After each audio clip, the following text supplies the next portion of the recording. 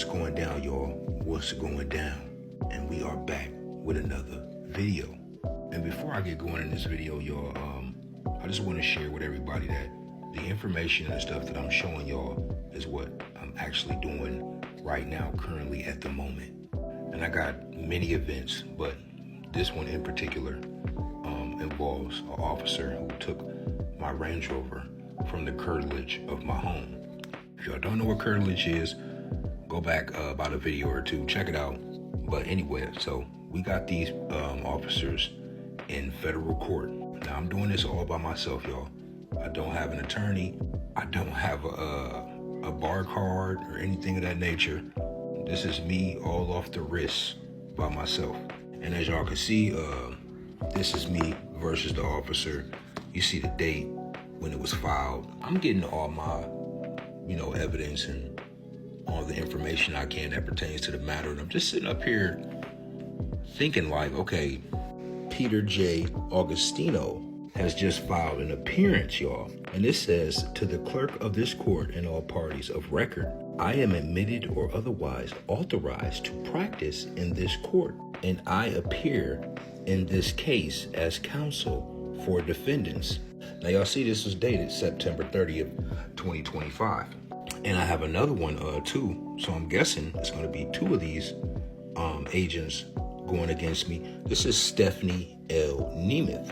And Stephanie's also says, to the clerk of this court and all parties of record, I am admitted or otherwise authorized to practice in this court, and I appear in this case as counsel for the defendants. And here we even have Stephanie's signature for waiver of service of summons. It says, I or the entity I represent agree to waive formal service of a summons. I understand that I or the entity I represent will keep all defenses or objections to the lawsuit, court's jurisdiction, and the venue of the action, but that I waive any objections to the absence of a summons or of service. I also understand that I or the entity I represent must file and serve an answer or a motion under Rule 12 by November 9th, 2025. If I fail to do so, a default judgment may be entered against me or the entity I represent. And again, y'all, this is from Stephanie Nemeth. And we're just going over a little bit of the evidence that I put together. This is one in particular that I want to show y'all. Now, like I said, when this event occurred, when an officer came on my property and took my truck, around August 21st, 2024, I put in an opera request with the City of South Bend's Department of Law. And I was requesting the body cam footage and things of that nature. And as you all can see right here, it says your public records request dated August 21st, 2024 have been referred to me. And this is Danielle Wise now.